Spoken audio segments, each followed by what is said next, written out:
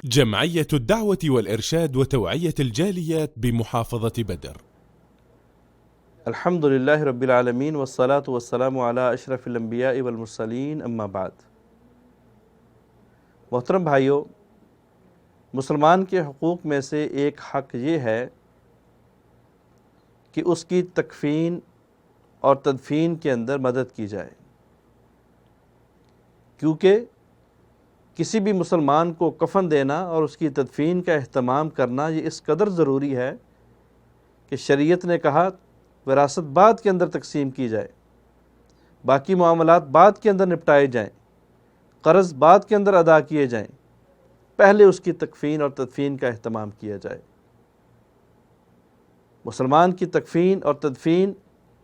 یہ ایک شرعی مسئلہ ہے، دینی مسئلہ ہے، اخلاقی مسئلہ ہے، اور اس کام کے اندر قریبی سے قریبی رشتہ داروں کو آگے سے آگے ہونا چاہیے۔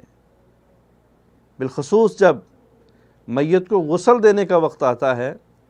تو دیکھنے میں یہ بات آئی ہے کہ ہمارے معاشرے کے اندر بڑے بڑے ہمدرد اور بڑے بڑے قریبی لوگ پیچھے ہٹ جاتے ہیں اور اس کام کو معیوب سمجھتے ہیں، اور اس کام کے لیے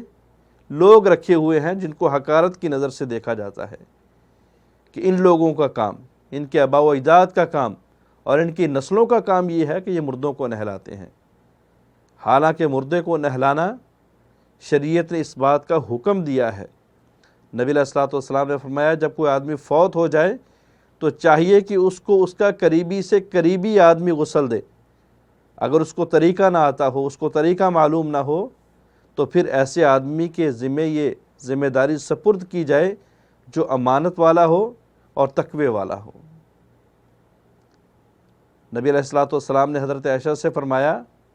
کہ عائشہ اگر تم مجھ سے پہلے فوت ہو گئی تو میں تجھے غسل دوں گا۔ ابن عباس کی روایت ہے، اللہ کے رسول علیہ الصلوۃ والسلام نے فرمایا کہ بیوی فوت ہو جائے تو شوہر کا حق ہے کہ وہ اس کو غسل دے،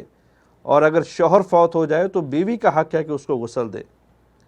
حضرت فاطمہ رضی اللہ تعالی عنہا نے یہ وصیت کی تھی کہ میں اس دنیا سے جاؤں تو مجھے غسل میرا شوہر علی دے۔ حضرت عائشہ رضی اللہ تعالی عنہ فرماتی ہیں کہ وہ چیز اگر مجھے پہلے معلوم ہو جاتی جو بعد کے اندر معلوم ہوئی ہے تو ہم سب بیویاں مل کے آقا علیہ الصلوۃ والسلام کو غسل دیتی۔ المہم بات کرنے کا مقصد یہ ہے، آج کا نقطہ یہ ہے کہ غسل دینے کو معیوب نہیں سمجھنا چاہیے،